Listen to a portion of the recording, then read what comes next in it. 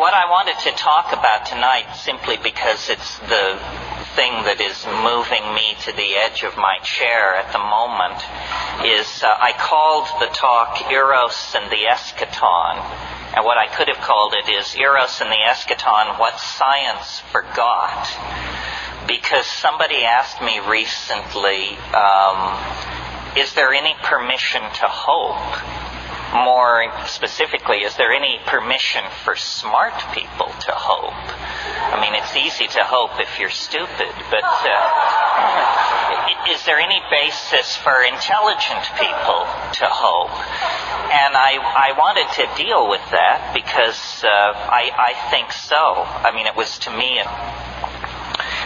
Eros and the Eschaton. These are the two areas that I think compromise the old paradigm and give permission to hope. And strangely, neither of these words is that well known, which gives you a measure of how completely the dominator position has squelched, subverted, and downplayed any opposition to its worldview.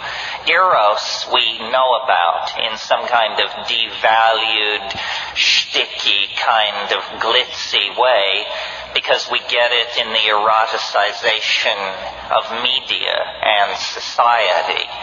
But really what Eros means in the Greek sense is a kind of unity of nature, a kind of all-pervasive order that bridges one ontological level to another. This is not permitted in the official worldview of our civilization, which is science. The world of inorganic chemistry is not thought to make any statement about the organic world, and the organic world is not thought to be extrapolatable into the world of culture and thought. There are imagined to be clear breaks in these categories. I had a biologist tell me once, if genes aren't involved, it ain't evolution. So that means you can't talk about the evolution of the earth as a physical body. You can't talk about the evolution of human social institutions. Evolution is somehow a word appropriate to biology and appropriate nowhere else. And this brings me then to the first factor, easily discerned by anybody who has their eyes open, that compromises and erodes the hopeless existential view of the world that we're getting from science. And that is the idea that nature is in fact, across all scales and all levels of phenomena, a unity. It's not a coincidence that electrons spinning around an atomic nucleus and planets going around a star and star clusters orbiting around the gravitational center of a galaxy. It's no coincidence that these systems exhibit the same kind of order on different scales. And yet science would say that is a coincidence. You know, P.W. Bridgman, who was a philosopher of science, defined a coincidence as what you have left over when you apply a bad theory. It means that, you've overlooked something, and what jumps out at you as a coincidence is actually a set of relationships whose casuistry whose relationships to each other are simply hidden from you.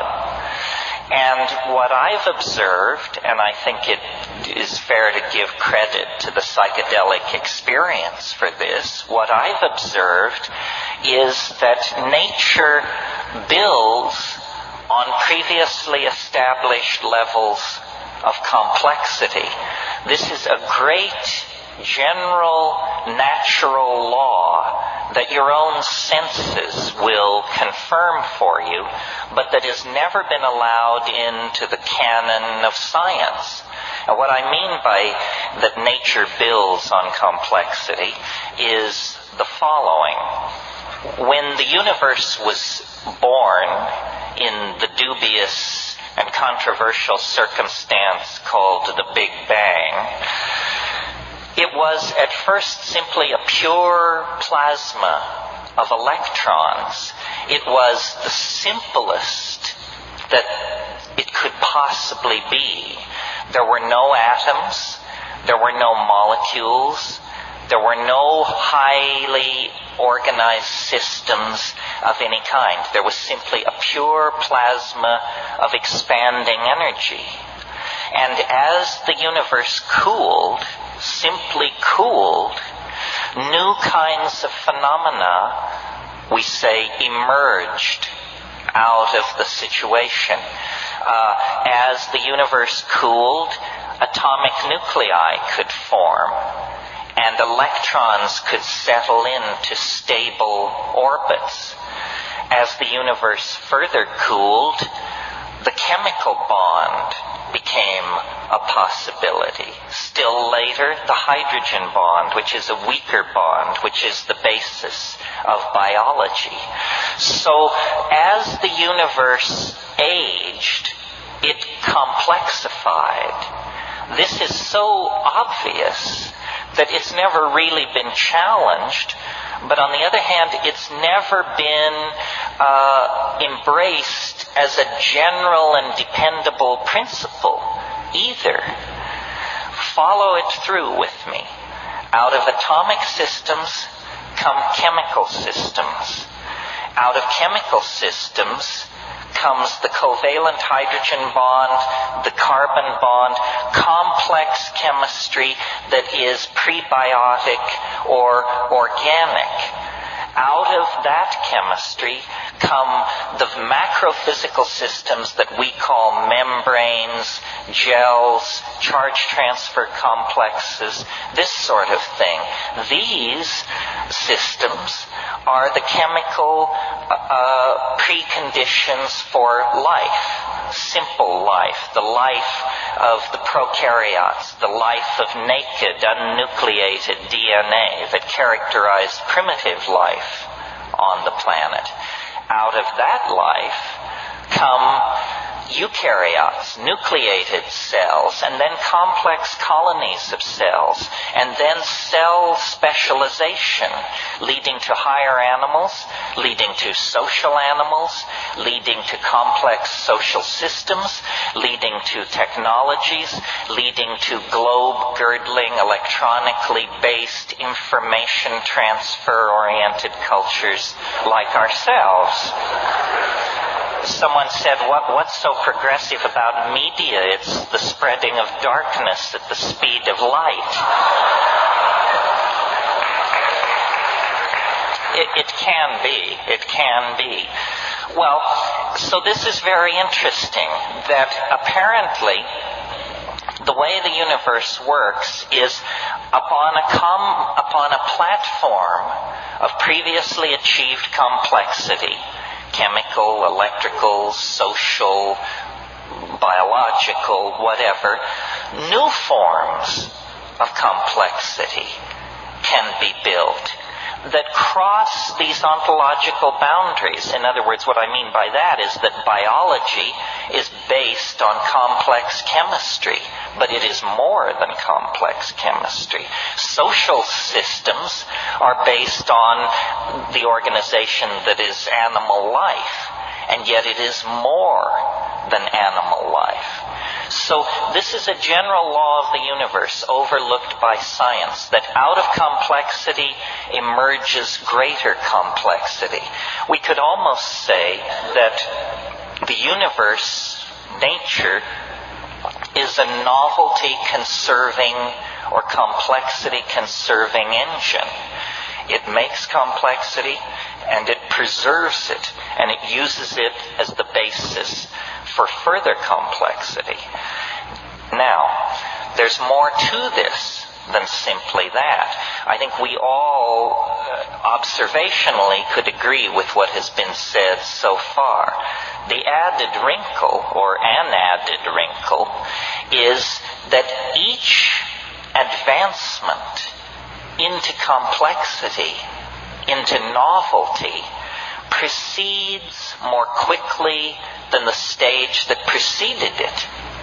This is very profound because if accepted as a serious first principle, it ends the marginalization of our own species to the level of spectator status in a universe that knows nothing of us and cares nothing for us. This is the most advanced position that modern science will allow us. Spectators to a drama we didn't write, shouldn't expect to understand, and cannot influence. But I say, if in fact novelty is the name of the game, if in fact the conservation and complexification of novelty is what the universe is striving for, then suddenly our own human enterprise, previously marginalized, takes on an immense new importance. We are apparently players in the cosmic drama, and in this particular act of the cosmic drama, we hold a very central role. We are at the pinnacle of the expression of complexification in the animal world, and somehow this complexity, which is concentrated in us, has flowed over out of the domain of animal organization and into this mysterious domain which we call culture, language, consciousness, higher values. Each stage of advancement into complexity occurs more quickly than the stage which preceded it. After the initial Big Bang, there was a period of billions of years when the universe cooled, stars condensed, planetary systems formed, and then the quickening process crossed an invisible Rubicon into the domain of animal and biological organization. Well, you see, since the rise of Western monotheism, the human experience has been marginalized. We have been told that we were unimportant in the cosmic drama.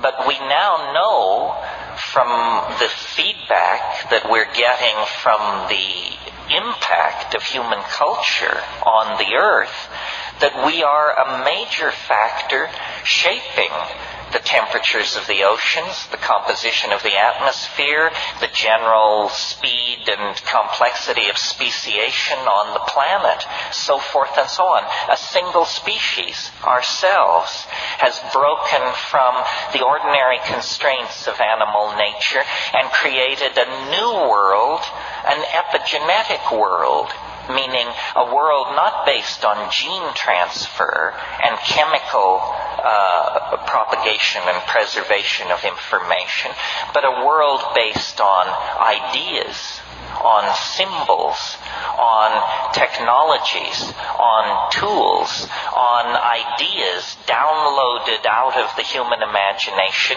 and concretized in three-dimensional space as choppers, arrow points, particle accelerators, gene sequencers, spacecraft, what have you.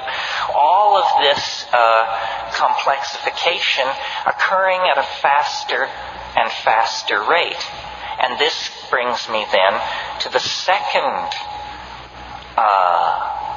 quality or phenomena that science has overlooked, which is the acceleration of complexification, that the early history of the universe proceeded with excruciating slowness. Then life took hold in the oceans of this planet. A quickening of process and evolution, but still things proceeded on a scale of tens of millions of years to clock major change. Then the conquest of the land, higher animals, higher exposure to radiation, faster change, species following species, one upon another. Then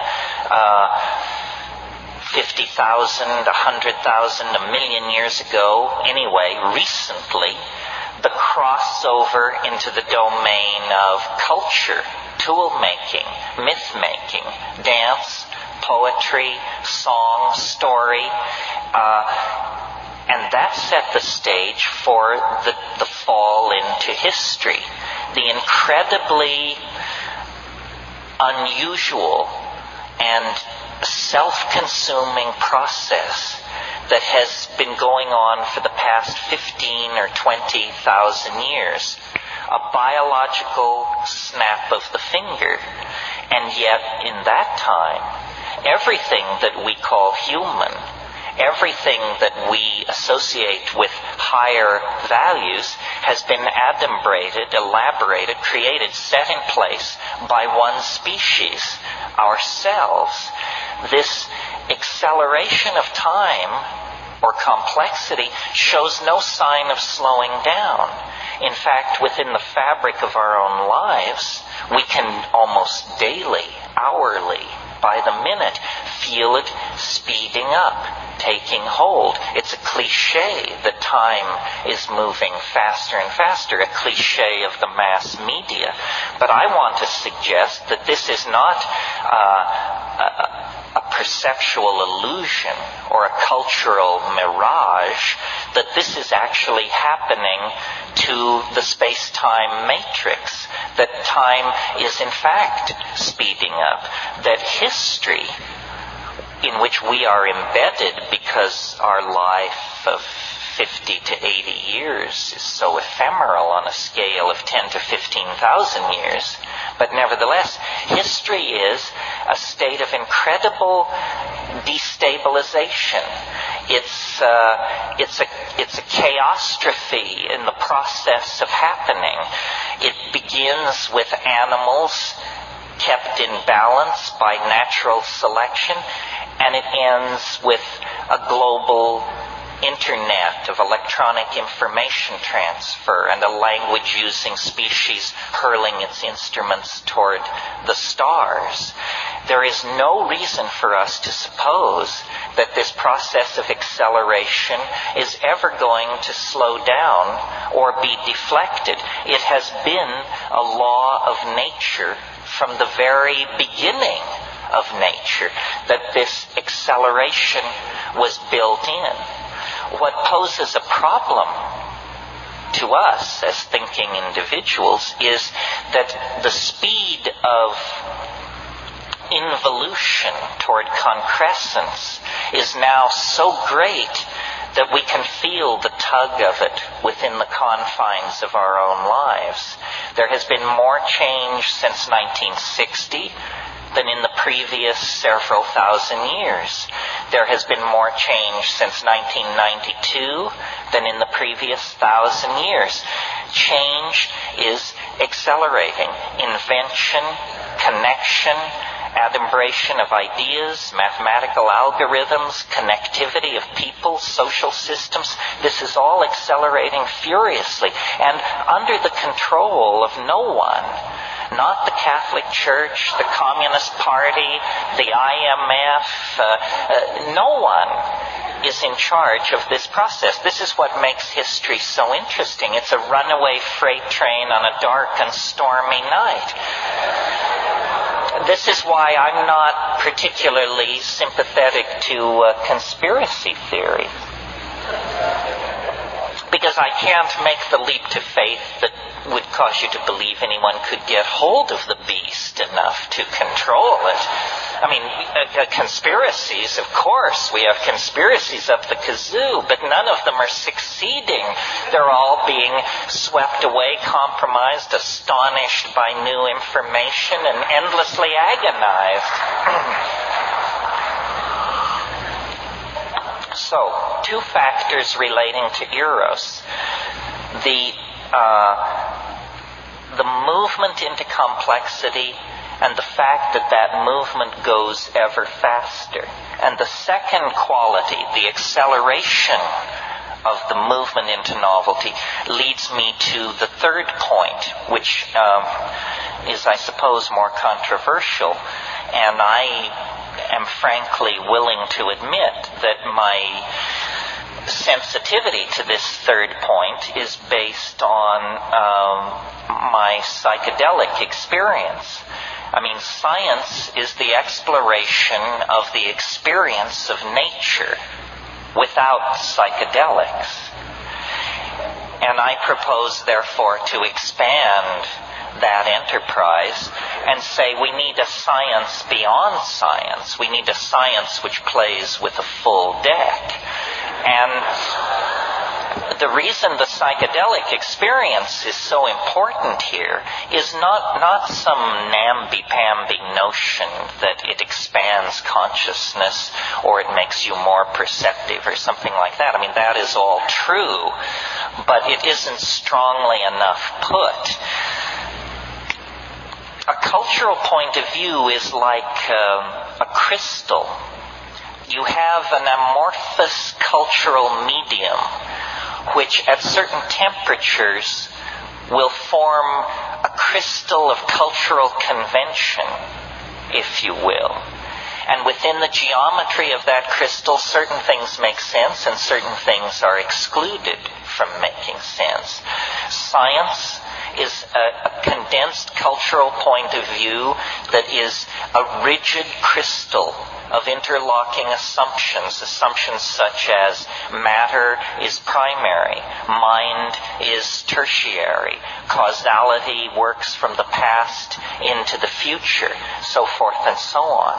What psychedelics do in terms of their impact on the physical brain and organism of human beings is they withdraw cultural programming. They dissolve cultural assumptions. They lift you out of that reassuring crystalline matrix of interlocking truths which are lies. And instead, they throw you into the presence of the great who knows, the mystery that has been banished from Western thought since the rise of Christianity and the suppression of the mystery religions. Now, the model that attracts me to the psychedelic experience is not that it makes you smarter, a kind of simple-minded idea, paradoxically, or the idea that you are paying attention, aren't you?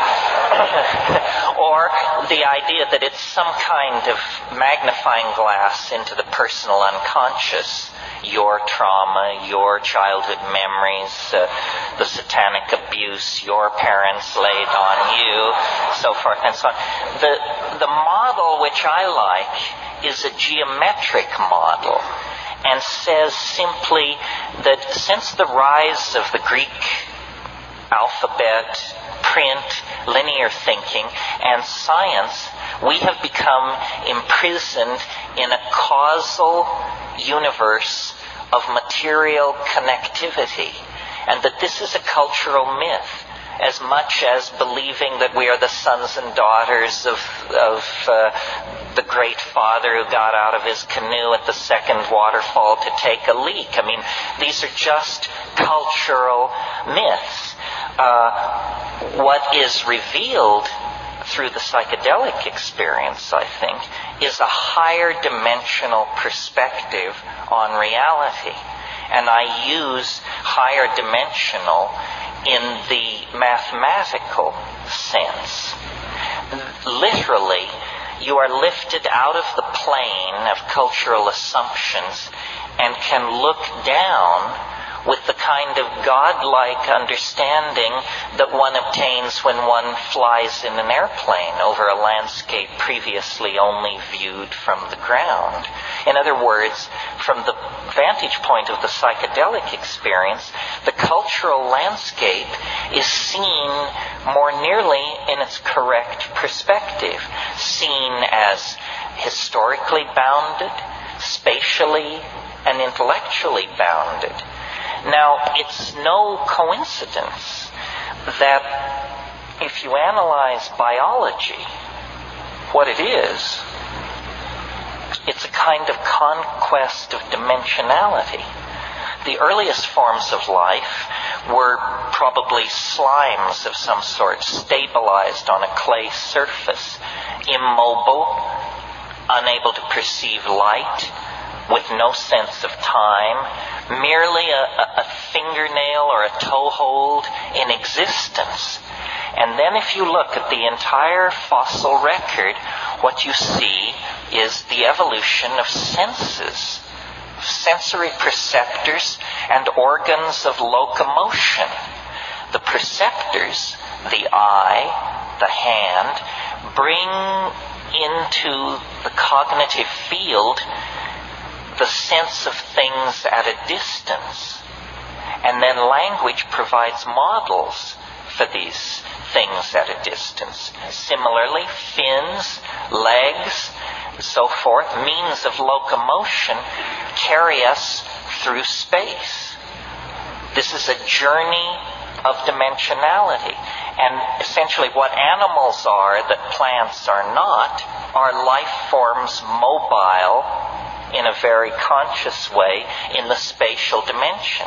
This is why, from the point of view of evolutionary biologists, animals are somehow more advanced than plants.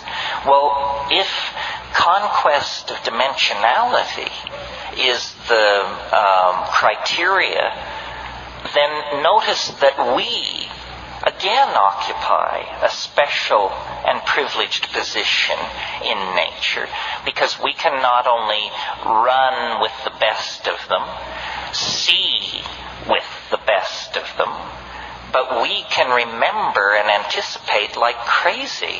And other animals are not doing this.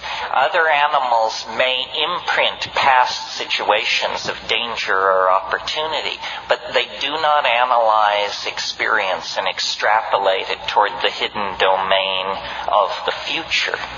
And consciousness is the generalized word that we use for this coordination of complex perception to create a world that draws from the past and builds a model of the future, and then suspends the perceiving organism in this magical moment called the now, where the past is coordinated for the purpose of navigating the future. McLuhan called it driving with the rear view mirror, and the only thing good about it is it's better than driving with no mirror at all. All right, now,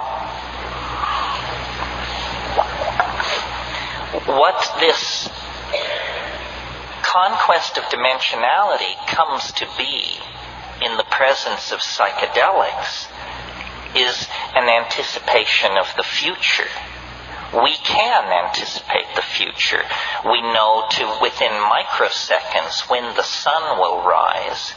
We know within a few percentage points where the prime rate will be in 6 months. Some things we can predict fairly closely, some things with less precision.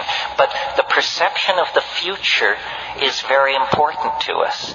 When we marry the need to perceive the future with the psychedelic experience, I believe we come up with data that is very, very difficult for science to come to terms with. And this is the third item or really the second item in the list, what science forgot. It's what I call the eschaton.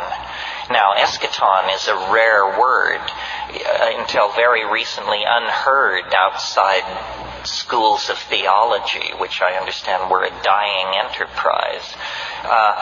Eschaton comes from the Greek word esk, which just means the end. The eschaton is the last thing, the final thing. And it's very important to science to eliminate from its thinking any suspicion that this eschaton might exist.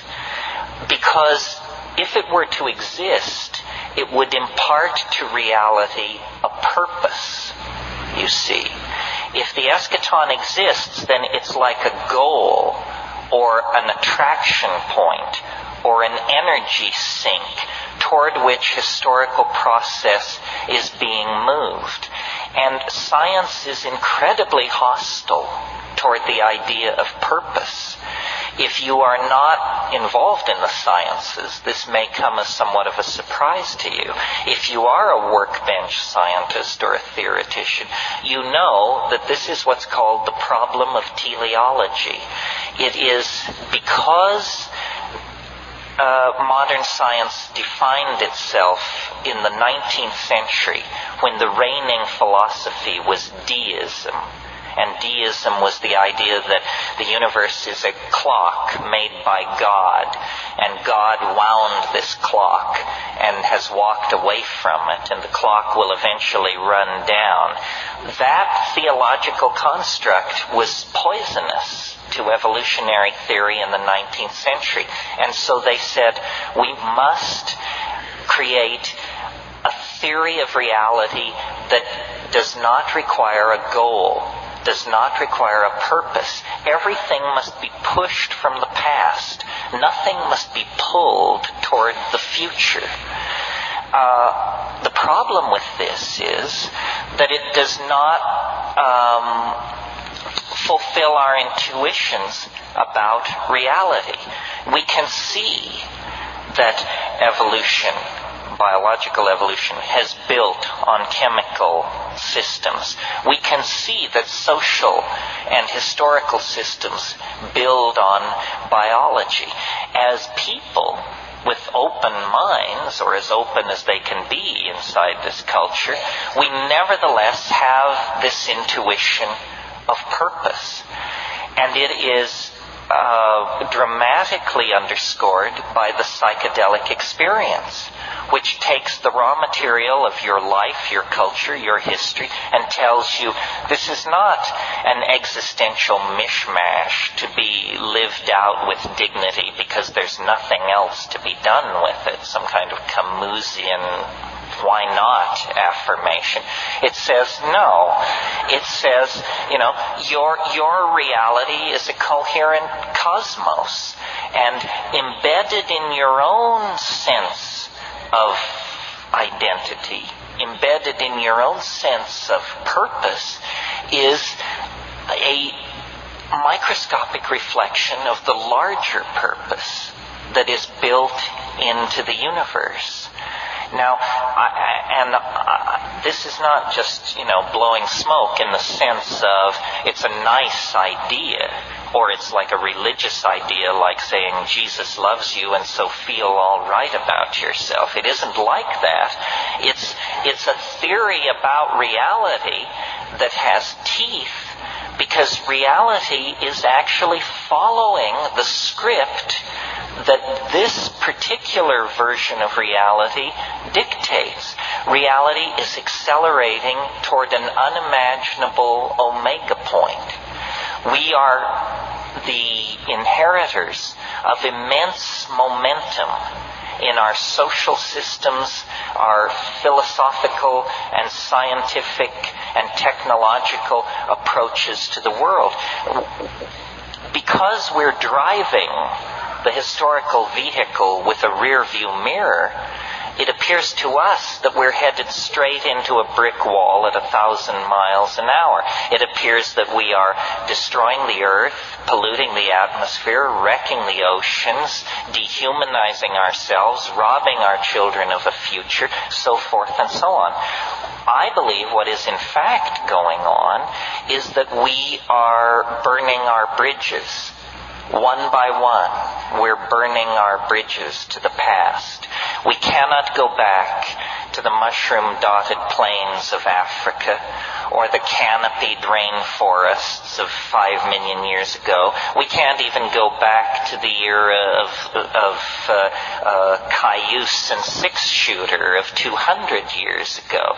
We have burned our bridges. We are preparing for a kind of cultural forward escape. And this question, is there cause for optimism? The answer is it depends on where you placed your bets.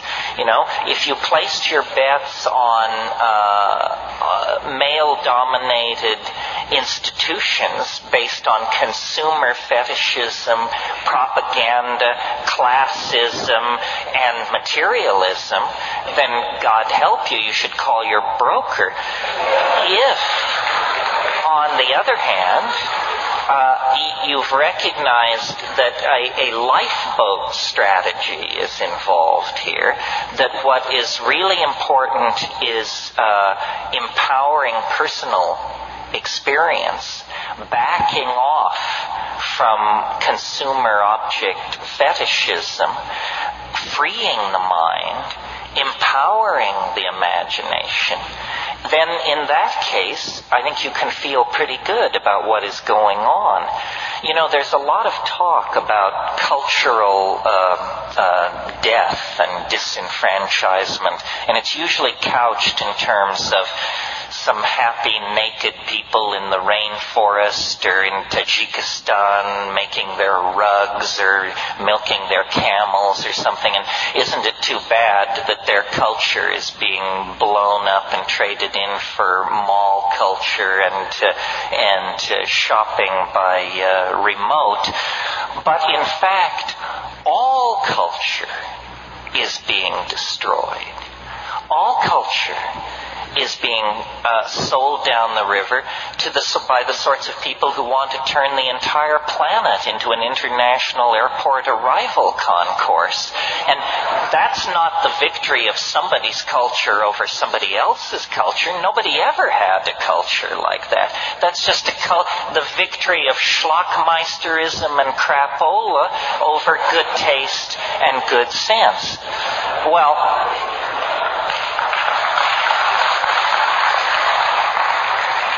if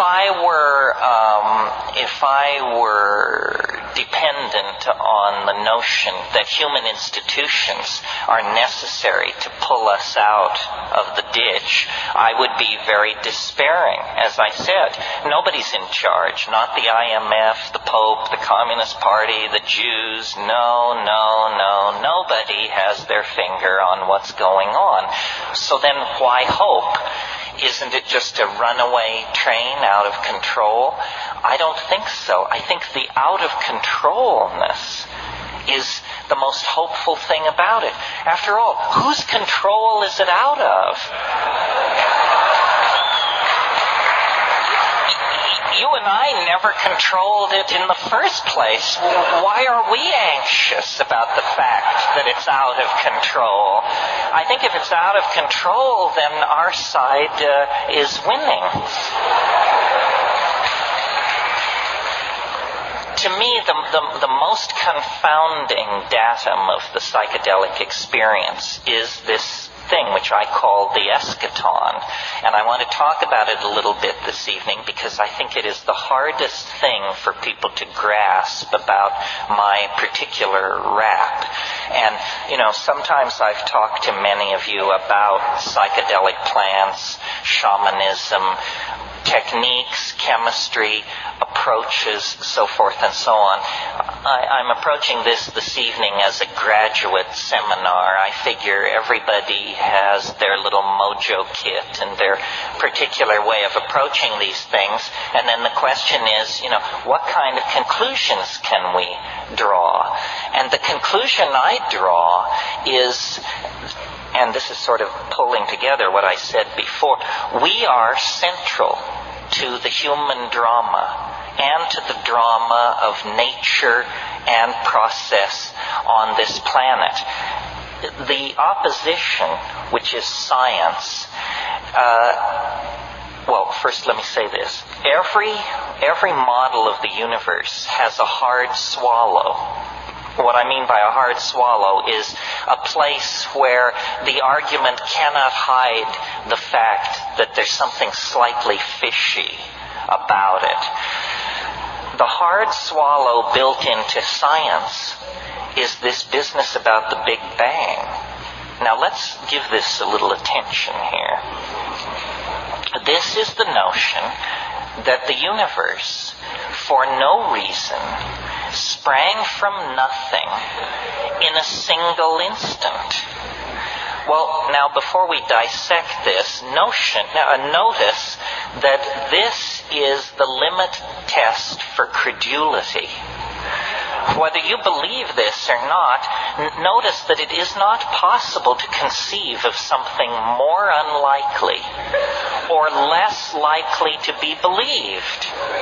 I mean, I defy anyone. It's just the limit case for unlikelihood that the universe would spring from nothing in a single instant for no reason. I mean, if you believe that, my family has a bridge across the Hudson River that will give you a lease option for $5.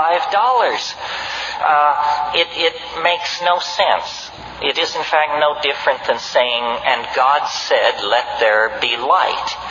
And what the philosophers of science are saying is, give us one free miracle, and we will roll from that point forward, from the birth of time to the crack of doom. Just one free miracle. And then it will all unravel according to natural law and these bizarre equations which nobody can understand but which are so holy in this enterprise. Well, I say then, if science gets one free miracle, then everybody gets one free miracle. And I perceive that it is true when you build these large-scale cosmogonic theories that you have to have a kind of an umbilical cord or a point to start from that is different from all other points in the system.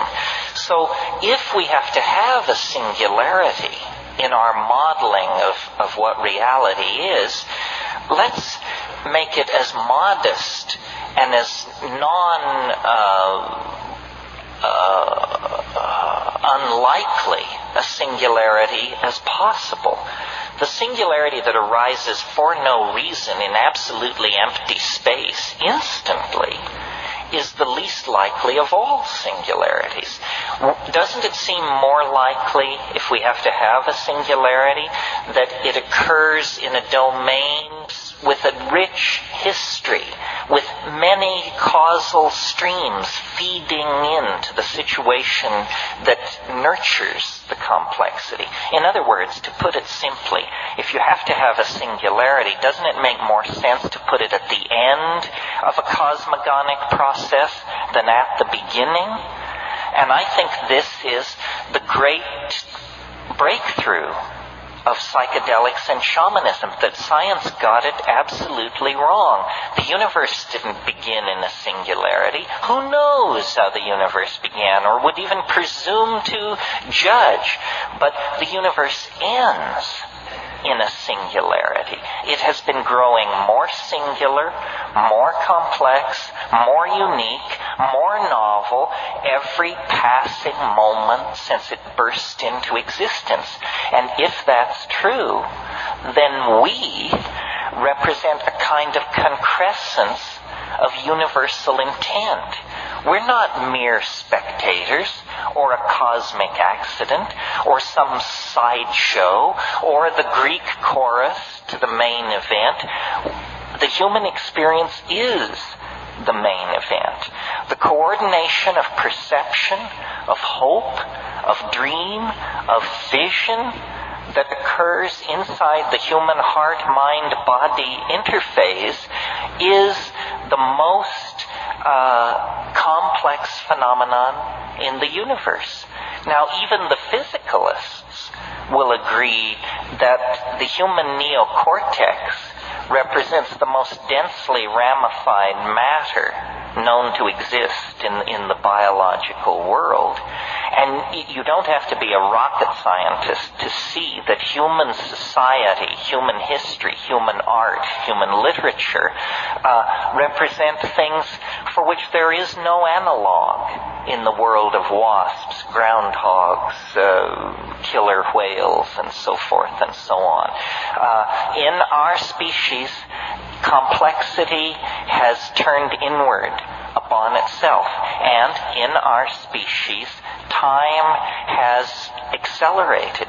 Time has left the gentle ebb and flow of gene transfer and adaptation that characterizes biological evolution, and instead, historical time is generated. And so I believe that science and its reluctance to deal with the psychedelic experience and the way in which science has used then law to suppress its rival, in this case, arises out of a profound discomfort on the part of science about this future state of complexification that is clearly the grail, the dwell point, the end point of the human historical process. No one of us, I think, can imagine that history could go on for another 1,000 years. I mean, what would it look like? At the current rate of population growth, spread of epidemic disease, rate of invention, connectivity, depletion of resources, the atmosphere, it is impossible to conceive of another 1,000 years of human history. History, then, is ending. History is a kind of gestation process. It's a kind of metamorphosis. It's an episode in the life of a species. If you think of the simple example of metamorphosis, that of caterpillar to butterfly, we all know that there is this intermediate resting stage where the caterpillar is, for all practical purposes, enzymatically dissolved and then reconstituted as an entirely different kind of organism with different physical structures, different eyes, different legs, a different way of breathing, with wings where no wings were before, with a different kind of feeding apparatus. This is what's happening to us. History is a process of metamorphosis. It's a pupation stage. It begins with naked monkeys, and it ends with a human-machine, planet-girdling interface capable of releasing the energies that light the stars. And it lasts about 15 or 20,000 years, and during that period, the entire process hangs in the balance. It's a period of high risk. It's like what a butterfly is doing in a cocoon, or what is happening to a child in the womb. It's a gestation process where one form of life is being changed into another. Well, this would all happen naturally and with a great deal of anxiety, I imagine, as history builds to its ever more climactic and horrifying crescendo, and we would all be ignorant or very baffled about what's going on, were it not for the institution of psychedelic shamanism. Remember, I said that what is dissolved are the crystalline structures of cultural assumption. Well, one of the strongest symmetries in our cultural crystal is the symmetry that gathers around the concept of past and future. The shaman actually rises into a domain where past and future are different areas on the same topological manifold. This is not a metaphor. It's what's really going on. If you think about shamanism in its classical guise for a moment, it is about predicting weather, predicting game movement, and curing disease. If you had a prescient or extraordinary understanding of the future, each one of us would be able to do these things. Predicting the weather, you just look into next week and there it is. Predicting the movement of games, same deal. Curing the sick actually involves very judicious choice of your patients with a pre-knowledge of who will get well and who will not get well. So it's as though the members of the culture are imprisoned in linear time and the shaman is not. And why not? Because the shaman has perturbed the brain states sanctioned by the culture, sanctioned by its educational processes, its habits, its attitudes. And into that vacuum created by the perturbation of these cultural values rushes the raw, unanalyzed datum of reality. This is what Aldous Huxley called removing the reducing valve of consciousness. And suddenly, culture is seen to be a relative phenomena. The stockbroker, no different from the rainforest shaman, each somewhat similar to the Trobriand islander or the Eskimo. Culture is simply clothing upon the human experience, but the human organism, outside the confines of culture, in a direct relationship to nature, transcends time and space. This was a fact, I believe, that was known in prehistory, and in fact was the source of Paleolithic values, which were not material, not linear, not surplus-oriented, not class-oriented, not power-oriented, but rather oriented toward a kind of egalitarian partnership in an environment of great material simplicity. Human beings lived like that for probably 500,000 years, with poetry, with dance, with mathematics, with magic, with story, with humor, but not with the paralyzing and toxic artifacts of the late evolving machine-worshipping, monotheistic, linear, phonetic, alphabet, tight-ass, straight culture that we are a part of.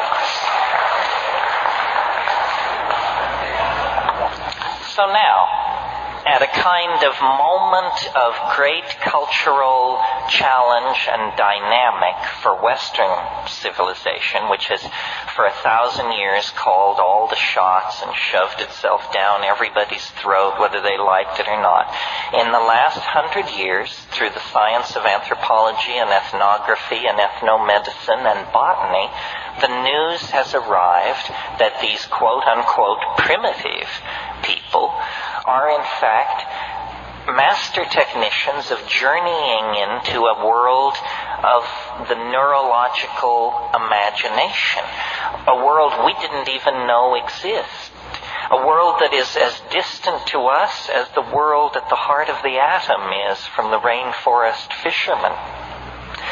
And because our own cultural values seem a little shoddy at this moment, those on the fringes of Western civilization have begun to seek alternatives, begun to look at alternative religions, yoga, tantra, Buddhism, Zen, whatever, alternative approaches to diet, vegetarianism, macrobiotics, so forth and so on, and alternative approaches to authentic experience, which means psychedelics.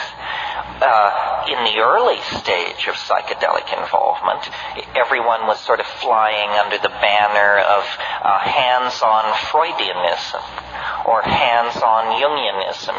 We're going to see those archetypes. We're going to confront those sexual repressions. We're going to journey into those traumatic childhood memories. Now, it's understood, I think, that those metaphors were fairly inadequate, and that actually we stand on the brink of an unexplored landscape of planetary size. The world of the High Paleolithic, which is a Gaian world, a world of feeling, not analytical intellectual constructs, but a world of empowered feeling, empathy, and intuitive understanding, an understanding that doesn't arise in a context of Greek logic, but in a context of animal knowing, in the authentic mode of the body. So, just to bring it all around here, the great exhibit which we must always keep in front of ourselves and our critics is the mystery of the human mind and body. No one knows how it is that I can command my hand to make a fist and that it will do that. I mean, that's mind over matter. That's the violation of every scientific principle in the books. And yet it is the most trivial experience any of us have. We expect to command our body. We expect the mental will to order the monkey flesh into action, and it will follow. The body is the nexus of the mystery of life. And our culture takes us out of the body and sells our loyalty into political systems, into religions, into inanimate objects and machines, collections, so forth and so on. The felt experience of the body is what the psychedelics are handing back to us. That's why it's called escape, because it's escape from HBO, from walking the mall, from seeing what's on the tube, from consuming trash media. It's escape from all of that into the authenticity of the body. This is why sexuality is so edgy in this society. They'd make it illegal if they but could figure out how. It's the one drug they can't tear from our grip, and so they lay a guilt trip about it. But sexuality and psychedelics, by carrying us back to an authentic sense of the body, carry us back to the domain of authentic values. And more the message that people are getting as they avail themselves of the psychedelic experience is that it is not a journey into the human unconscious or into the ghost bardos of our chaotic civilization. It's a journey into the presence of the Gaian mind, that the earth is a coherent whole. It is a thinking, feeling, intending being that in terms of our value structures, it would be foolish to image as anything other than female. And when cultural values created by male dominance and science and linearity and so forth and so on, when those values are dissolved, what is waiting there is this incredibly poignant experience of matrix, what James Joyce called the mama matrix most mysterious. Nothing more than our bodies and the earth out of which our bodies came. History, as we have lived it in the West, has been a turning of our back on that. And now history has failed. Western cultural institutions, having become global cultural institutions, now show themselves to be adequate to inspire, lead, or carry anyone into a future worth living in.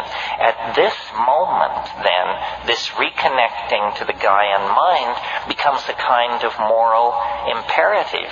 So this whole drug issue is not an issue even about criminal syndicates or about untaxed billions or about the mental health of our youth or any of that malarkey. I mean, my God, the most destructive drugs known to the species are peddled on every street corner without restriction. The real issue is what kind of mental worlds shall people inhabit? What kinds of hope shall be permitted? What kind of value systems shall be allowed? And the value systems that aggrandize the possession of things, the tearing up of the earth, competition, classism, racism, sexism, have led us to the brink of catastrophe. Now, I think we have to abandon Western cultural values and return to the deeper wisdom of the body in connection with the plants. That's the seamless web that leads us back into the heart of nature. And if we can do this, then this very narrow neck of cultural crisis can be navigated. Very little of the past can be saved. The architectonics, the machines, the systems of monetary exchange and propaganda, the silly religions, the asinine aesthetic canons, very little of that can be saved. But what can be saved is the sense of love and caring and mutuality that we all put into and take from the human enterprise. You know, there's a Grateful Dead song that says, you can't go back and you can't stand still. If the thunder don't get you, then the lightning will. And we now hold, through the possession of these psychedelics, catalysts for the human imagination of sufficient power that if we use them, we can deconstruct the lethal vehicle that is carrying us toward the brink of apocalypse. We can deconstruct that vehicle and redesign it into a kind of starship that would carry us and our children out into the broad starry galaxy we know to be waiting us. But it's a cultural test. Nature is pitiless. Intelligence is a grand experiment upon which a great deal has been risked. But if it proves inadequate, nature will cover it over with the same kind of cool impunity that she covered over the dinosaurs and the trilobites and the crossopterygian fishes and all those other folks who came before. So what we must do, I think, is see our future in the imagination, catalyze the imagination, form symbiotic relationships with the plants, affirm archaic values, and spread the good news that what is out of control, what is in fact dying, is a world that had become too top-heavy with its own hubris, too bent by its own false value systems, and too dehumanized to care about what happened to its own children. So I say, good riddance to it. Bring on the archaic revival, and let's create a new world. And that's it. And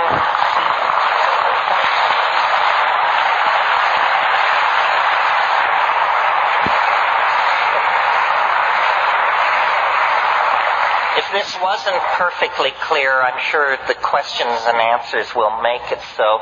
Let's take a half-hour break. I'll sign books if anybody wants me to, and then we'll get together here for the hardcore. Thank you very, very much. Good question. Well,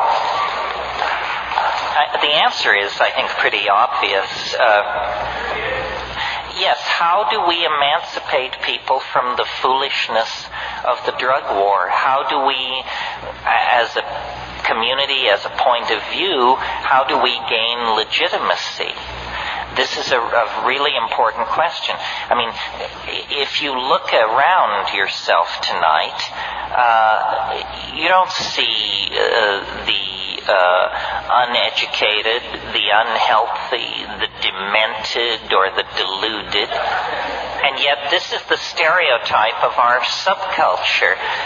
Instead, what you see are well-dressed, creative people holding down positions in society, the parents of children, the heads of departments, the authors of books, the painters of paintings. You may not have noticed, but in this society, they're not handing out rights. Ask black people. Ask members of any sexual minority. They don't hand out rights in this society. And we, meaning we psychedelic people, by and large, this isn't always true, but by and large, we tend to be white and middle class. A translation of those two terms into gutless would not be inappropriate. We have the most to lose, and so we're not given to hurling ourselves into the breach or building barricades in the street to hurl our bodies against the machine. Nevertheless, if you don't claim your political birthright, it will never be given to you.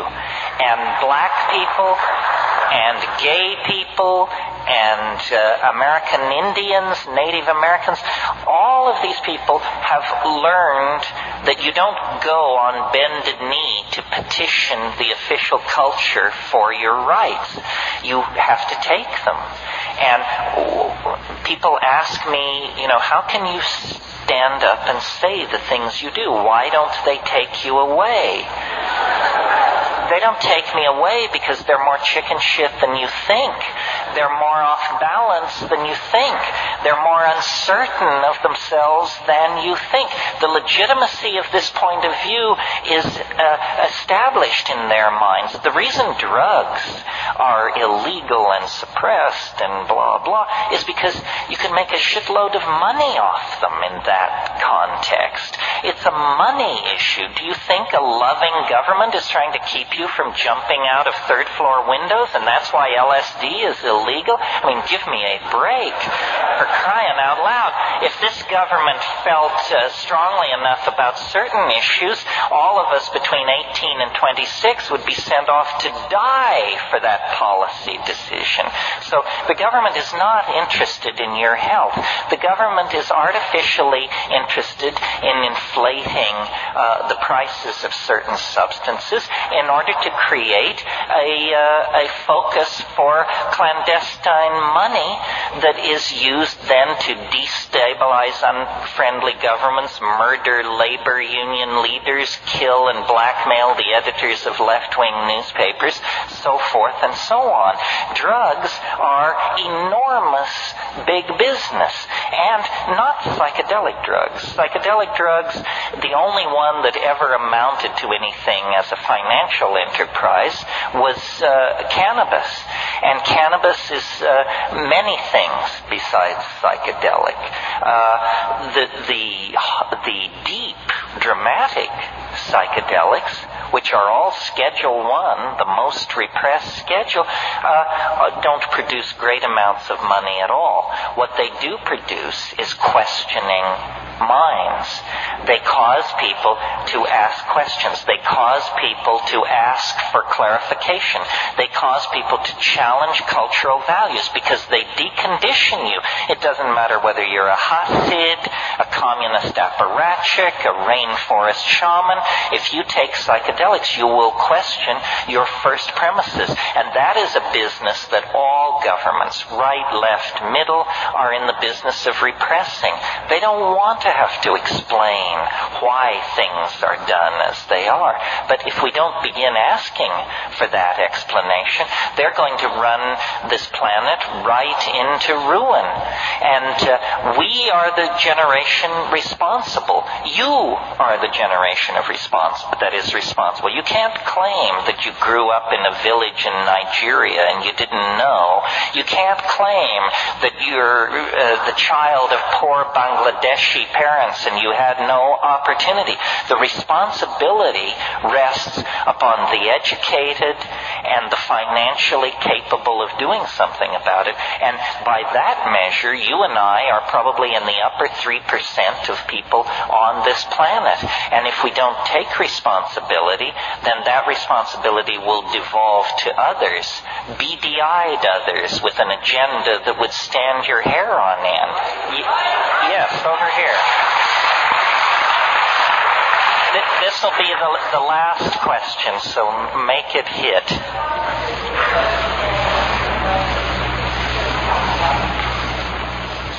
Well, let's go back and talk about schizophrenia for just a second. The question is, schizophrenia involves basically breaking with ordinary value systems, and how does it relate to the psychedelic state? And people who have schizophrenic relatives in their family tree, how should they relate to the psychedelic experience and so forth? I mean, I'm extrapolating, but that's the basic thing.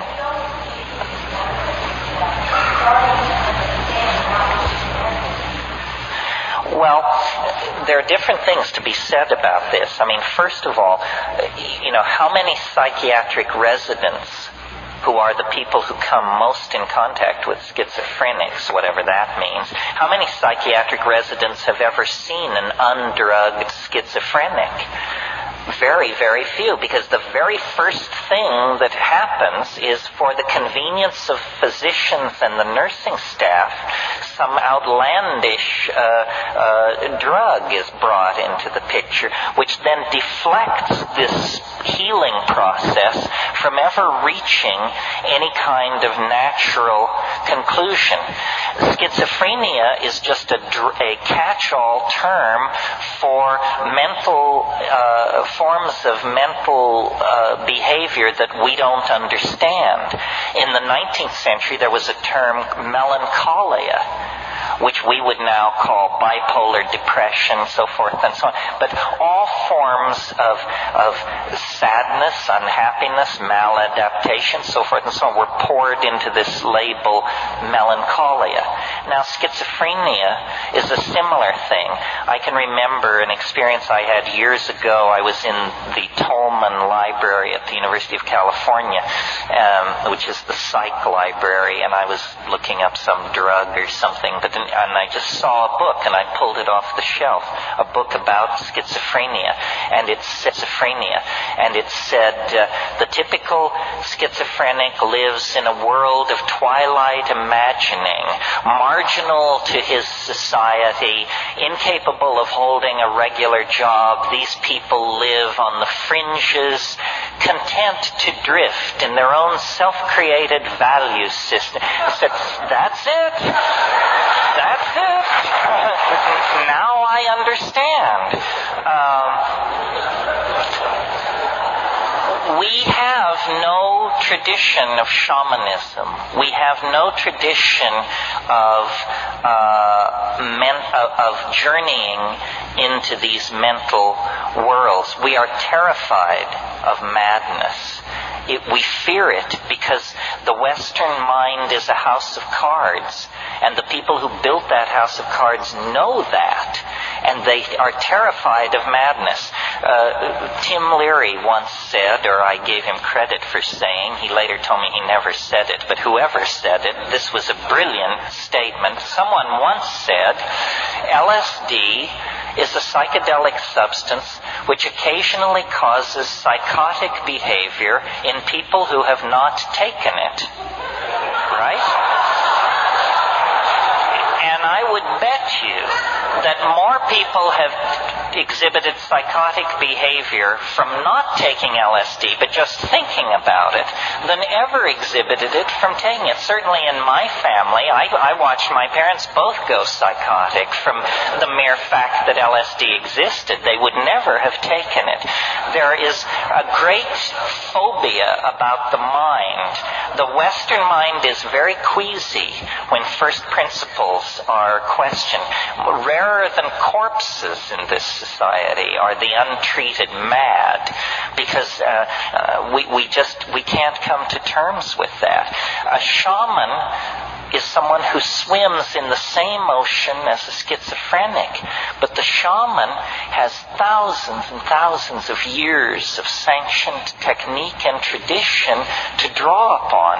In a traditional society, if you exhibit quote-unquote schizophrenic tendencies, you are immediately drawn out of the pack and put under the care and tutelage of master shamans. You are told you are special. Your abilities are very central to the health of our society. You will cure. You will prophesy. You will guide our society in its most fundamental decisions. Contrast this with what a person exhibiting schizophrenic activity in our society is told. They're told, you don't fit in. You are becoming a problem. You don't pull your own weight. You are not of equal worth to the rest of us. You are sick. You have to go to the hospital. You have to be locked up. You are on a par with prisoners and lost dogs in our society. So that treatment of schizophrenia makes it incurable. Imagine if you were slightly odd and the solution were to take you and lock you into a place where everyone was seriously mad. That would drive anyone mad. If you've ever been in a madhouse, you know that it's an environment calculated to make you crazy and to keep you crazy. This would never happen in an Aboriginal or traditional society. I wrote a book. This has to be the wrap-up because we're over time. But I wrote a book called The Archaic Revival. I signed it tonight for some of you.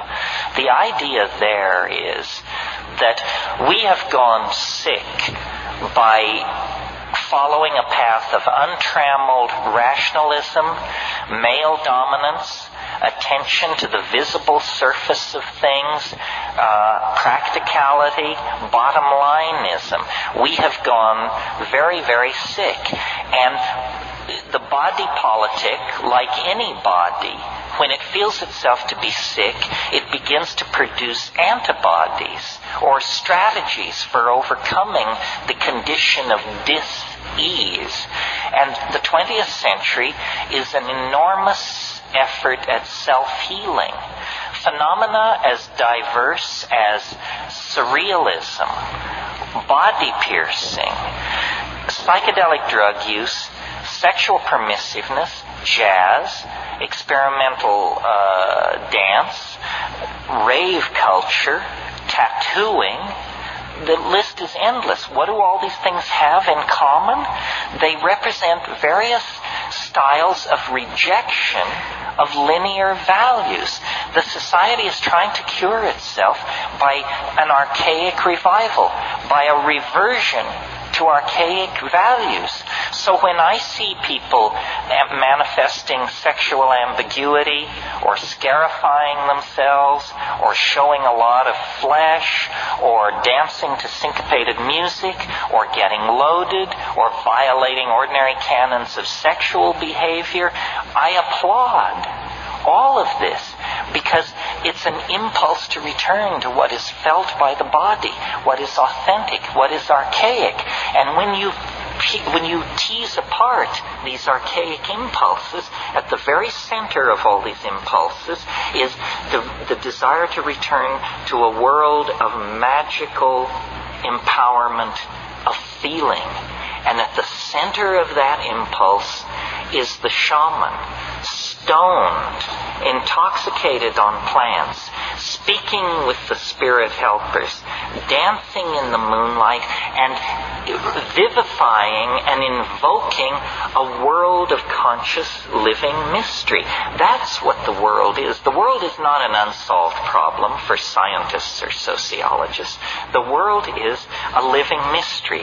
Our birth, our death, our being in the moment. These are mysteries. They are doorways opening on to unimaginable vistas of self-exploration, empowerment, and hope for the human enterprise. And our culture has killed that.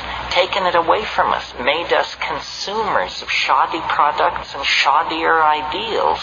We have to get away from that. And the way to get away from it is by a return to the authentic experience of the body. And that means sexually empowering ourselves, and it means getting loaded, exploring the mind as a tool for personal and social transformation.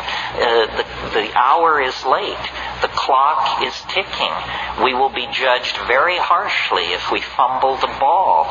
We are the inheritors of millions and millions of years of successfully lived lives and successful adaptations to changing conditions in the natural world. Now the challenge passes to us, the living, that the yet to be born may have a place to put their feet and a sky to walk under. And that's what the psychedelic experience is about, is caring for, empowering, and building a future that honors the past, honors the planet, and honors the power of the human imagination. There is nothing as powerful, as capable of transforming itself and the planet as the human imagination. Let's not sell it straight. Let's not whore ourselves to nitwit ideologies. Let's not give our control over to the least among us. Rather, claim your place in the sun and go forward into the light. The tools are there. The path is known. You simply have to turn your back on a culture that has gone sterile and dead and get with the program of a living world and a re-empowerment of the imagination. Thank you very, very much.